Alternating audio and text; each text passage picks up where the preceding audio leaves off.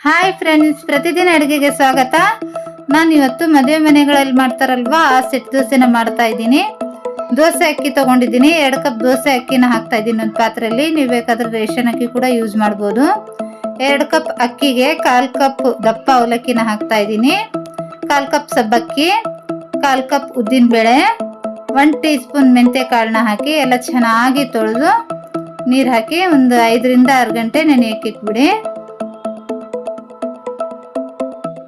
5 ರಿಂದ 6 ಗಂಟೆ ಆದ ನಂತರ ಚೆನ್ನಾಗಿ ನೆಂದಿದೆ, ಚೆನ್ನಾಗಿ ಉಬ್ಬಿದೆ ನೋಡಿ ಉದ್ದಿನಬೇಳೆ ಎಲ್ಲ. ನಂತರ ಒಂದು ಜಾರ್ನಲ್ಲಿ ಹಾಕ್ಕೊಳ್ಳಿ. ರೈಸ್ನ ಹಾಕಿ ಸ್ವಲ್ಪನೇ ನೀರು ಹಾಕ್ಕೊಂಡು ನೈಸಾಗಿ ರುಬ್ಕೊಳ್ಳಿ. ಜಾಸ್ತಿ ನೀರು ಹಾಕಬೇಡಿ,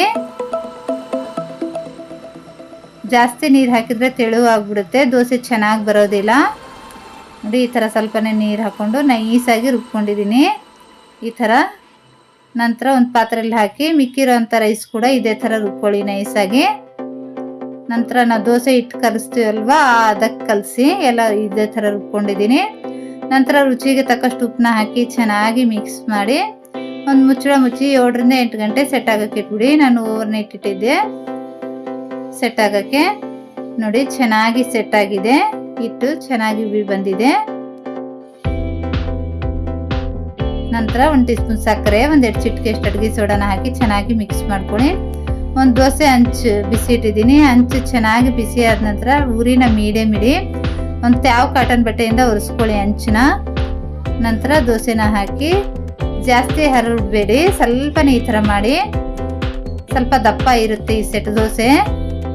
ನಂತರ ಸ್ವಲ್ಪ ಕುಕ್ಕಿಂಗ್ ಆಯಿಲ್ನ ಹಾಕಿ ಉರಿನ ಮೀಡಿಯಮ್ ಇಟ್ಟು ಒಂದು ಸೈಡ್ 1 ನಿಮಿಷ ಬೇಯಿಸಿ ಚೆನ್ನಾಗಿ ಕಲರ್ ಚೇಂಜ್ ಆಗೋವರೆಗೂ.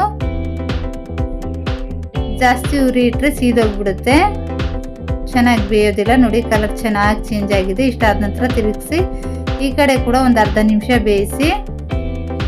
ನೋಡಿ ಎಷ್ಟು ಚೆನ್ನಾಗಿ ಕಾಣಿಸ್ತಾ ಇದೆ, ಕಲರ್ ರೆಡಿಯಾಗಿದೆ. ನಾನು ಕೊಬ್ಬರಿ ಚಟ್ನಿ ಜೊತೆ ಸರ್ವ್ ಮಾಡಿದ್ದೀನಿ. ತುಂಬಾ ರುಚಿಯಾಗಿ ತುಂಬಾ ಸ್ಪಂಜಿಯಾಗಿದೆ ಈ ದೋಸೆ. ನಾವು ಮದುವೆ ಮನೆಗಳಲ್ಲಿ ತಿಂತೀವಲ್ವ ಅದೇ ಥರ ಟೇಸ್ಟ್ ಇರುತ್ತೆ. ಈ ರೆಸಿಪಿನ ಖಂಡಿತ ಟ್ರೈ ಮಾಡಿ.